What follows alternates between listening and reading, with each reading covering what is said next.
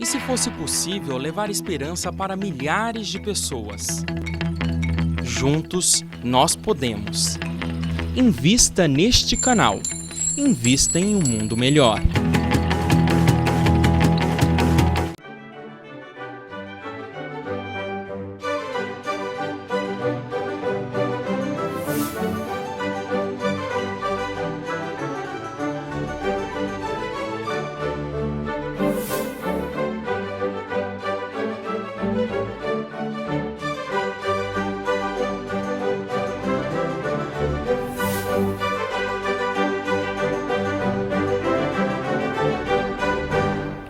Olá, estamos iniciando mais um Filosofando, o seu programa de filosofia e de filosofia espírita que vai ao encontro das grandes ideias pensadas através dos tempos, numa infinita jornada em busca da verdade e do bem. Olá, Márcia. Olá aos amigos do Filosofando, sejam todos bem-vindos. Estamos dando sequência à série sobre o Livro dos Espíritos, em homenagem aos 160 anos de sua publicação, e abordando alguns capítulos em especial.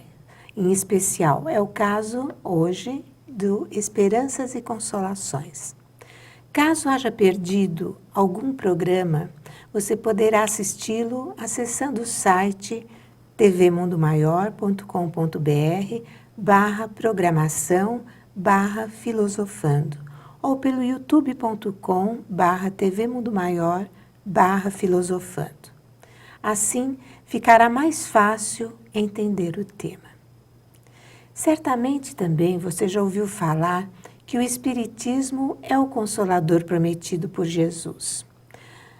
Muitos desconhecem a razão dessa afirmação. Outros a consideram pretensiosa por parte dos espíritas. Onde se encontra a comprovação disso? Essas são as questões que buscaremos esclarecer no programa de hoje. Amplie os seus conhecimentos, pesquise, assista a vídeos e filmes interessantes acessando o nosso portal de estudos, o www.filosofiaespírita.org. Professora Sônia, há uma passagem no Novo Testamento em que Jesus faz alusão ao Consolador que o Pai enviaria à humanidade, que a gente chama sempre de Consolador Prometido. Por que sabemos que estava se referindo ao Espiritismo? E em que o Espiritismo traz consolações ao homem, né? Para ser chamado de o Consolador Prometido. Então, veja só, Márcia, para você ter uma ideia de como que a mídia comum desconhece o valor do Espiritismo, o Espiritismo é tido como mais uma religião. Muitos até dizem que é uma dissidência de religiões cristãs. Não é uma coisa nem outra, né? O Espiritismo existe por si só. E ele se relaciona com Jesus por identificação própria. Ele não tem necessidade de fazer uma abrangência maior, de tocar nos postulados teológicos de religiões para se firmar como uma doutrina firme, lógica, coerente como ele é. E o Livro dos Espíritos é a comprovação disso. Quando João Evangelista toca nessa passagem, porque ele teve uma convivência estreita com Cristo, e fala sobre o Cristo Consolador, fala sobre essa promessa que Cristo faz. Aliás, nós fizemos, Márcia, já que você citou o nosso portal de estudos, do projeto Estudos Filosóficos Espíritas, lá no filosofiaespírita.org, na videoteca, vocês poderão encontrar um estudo que nós fizemos sobre o Evangelho de Jesus à luz da filosofia, o Evangelho de João à luz da filosofia espírita, né? Então, um estudo histórico sobre o Evangelho em si e também o significado desse Evangelho para a filosofia espírita, né? Então, está lá gravado, foi uma aula de mais de 2 horas, inclusive, ele está em partes. Mas já que falamos do Evangelho de João, no seu capítulo 14, nós encontramos nos versículos 15, 16, 17 e 26 o seguinte: se me amais, palavras de Jesus, se me amais, guardai os meus mandamentos.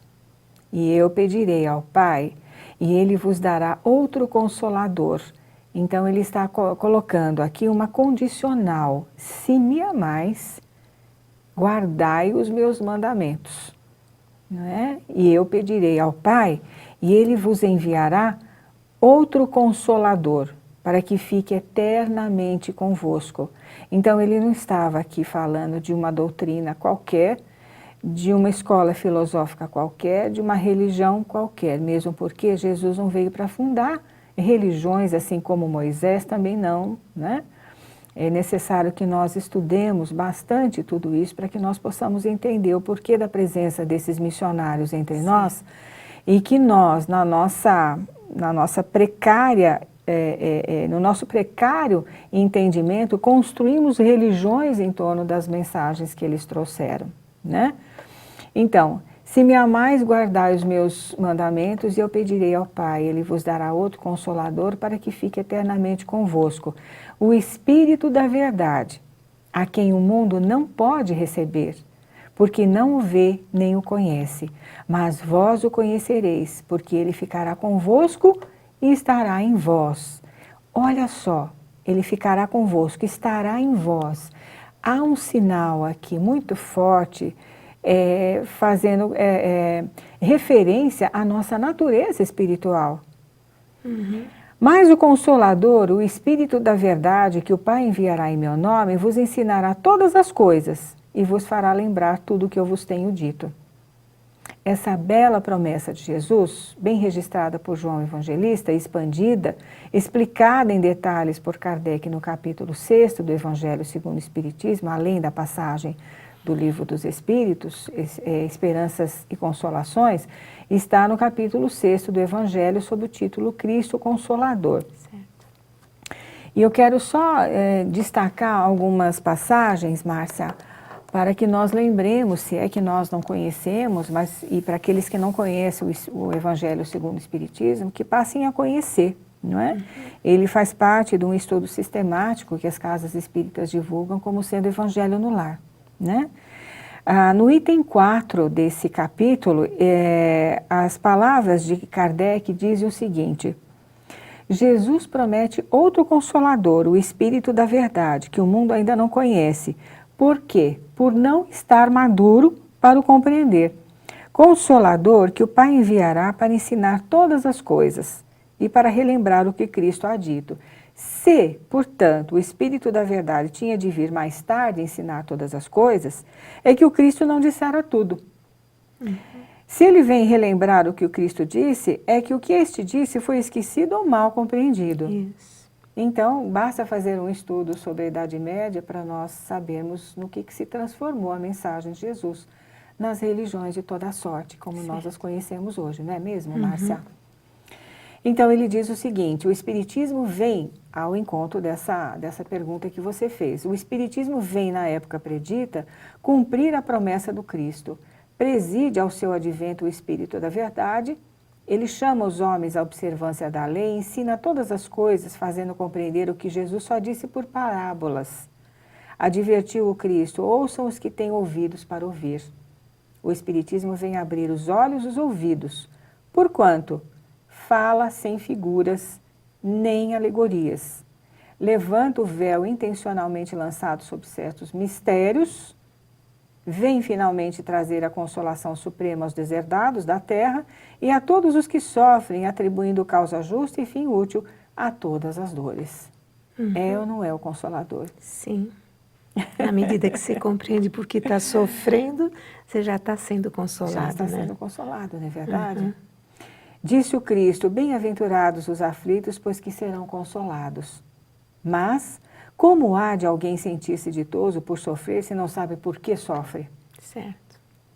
O Espiritismo mostra a causa dos sofrimentos nas existências anteriores e na destruição e na destinação, melhor dizendo, na destinação da terra, onde o homem expia o seu passado.